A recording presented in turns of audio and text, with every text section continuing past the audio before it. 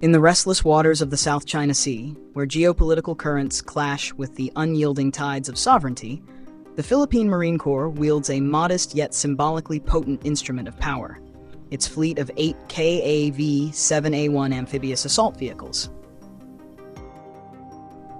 Acquired from South Korea's Hanwha Defense Systems under a 2.42 billion Philippines peso, approximately 46 million USD contract inked in April 2016, these vehicles represent a deliberate, if restrained, step toward restoring the Philippines' amphibious warfighting capability, a capacity that had atrophied since the retirement of its Vietnam War-era LVTP-5 and LVTH-6 vehicles in the 1990s. Delivered in 2 batches, 4 in May 2019 and 4 in August of the same year, these license-built iterations of the BAE Systems KAAV-7A1 are armed with 50 caliber machine guns, 40mm grenade launchers and smoke launchers, designed to ferry up to 25 troops from the Philippine Navy's Tarlac-class landing platform docks to contested shores.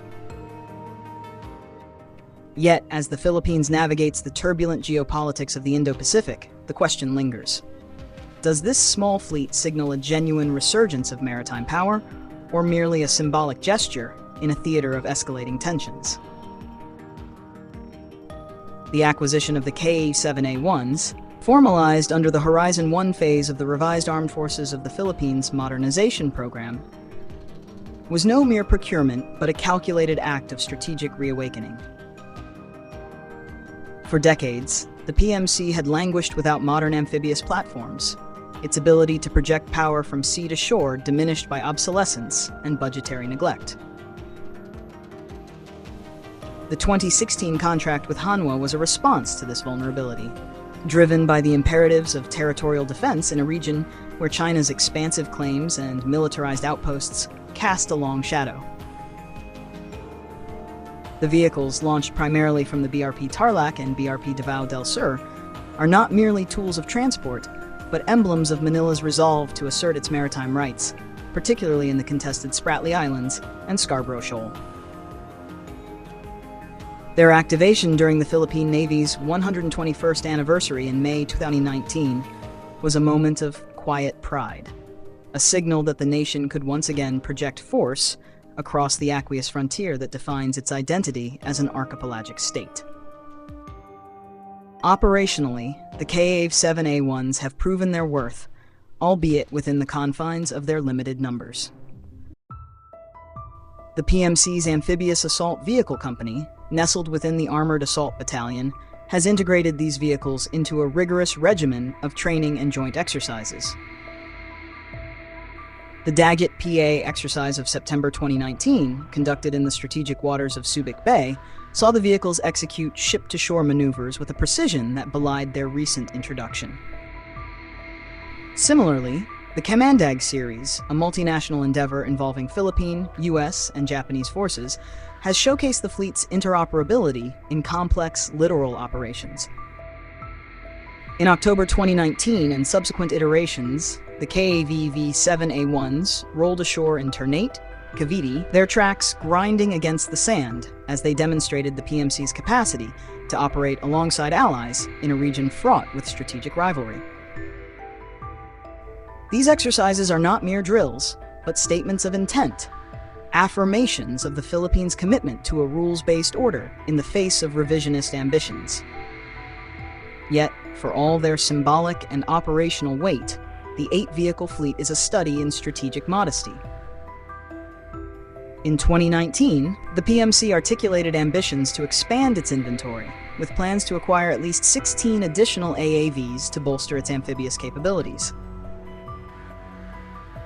This aspiration, however, appears to have stalled, ensnared by the perennial challenges of defense budgeting and competing priorities.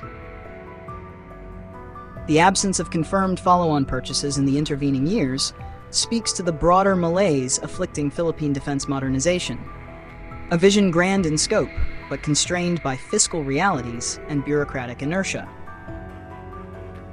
The KAAV-7A1s, while formidable, are insufficient in number to project sustained power across the vast archipelagic expanse. Their operational reach is tethered to the Navy's 2 landing platform docks, themselves limited in capacity and strategic endurance. In a theater where adversaries field far larger and more sophisticated amphibious forces, the Philippine fleet risks being perceived as a token gesture, a flicker of resolve, rather than a blaze of capability. The strategic context in which these vehicles operate is one of profound asymmetry. The South China Sea, a crucible of competing claims, demands a military posture that balances deterrence with diplomacy. The KAAV-7A1s, with their capacity to deliver troops and firepower to contested shores, are a vital component of this posture. Yet their limited numbers underscore the Philippines' reliance on alliances, particularly with the United States and Japan. The Comandag exercises, for instance, are as much about signaling coalition strength as they are about honing tactical proficiency. The presence of U.S. Marine Corps and Japanese Ground Self-Defense Force units alongside the PMC amplifies the strategic weight of the Philippine fleet, embedding it within a broader framework of collective defense. Yet this reliance also exposes a deeper vulnerability. The Philippines' amphibious capabilities remain nascent, dependent on external support to achieve operational depth. The literary weight of this moment in Philippine military history is not lost on the observer. The KAV-7A1s churning through the surf evoke the eternal struggle of a nation defined by its maritime boundaries, yet constrained by its terrestrial realities. They are a metaphor for the Philippines itself, resilient, resolute, yet perpetually striving against the tide of limited resources and geopolitical pressures. The PMC's retraining efforts, conducted with disciplined regularity, reflect a determination to maximize the potential of this small fleet, to wring every ounce of capability from its tracked hulls. But capability alone cannot bridge the gap between ambition and reality. The absence of new acquisitions since 2019 suggests a strategic pause, a moment of introspection, as Manila weighs its priorities in a region where the balance of power shifts with each passing year. What then is the future of the Philippine AAV-7A1 fleet? The answer lies in the interplay of political will, fiscal discipline, and strategic foresight. The PMC's stated goal of expanding the fleet remains a tantalizing prospect, one that could transform the KAAV-7A1s from a symbolic force into a credible deterrent. Yet without concrete progress, new contracts, additional deliveries, or enhanced logistical support, the fleet risks remaining a footnote in the broader narrative of Philippine defense modernization.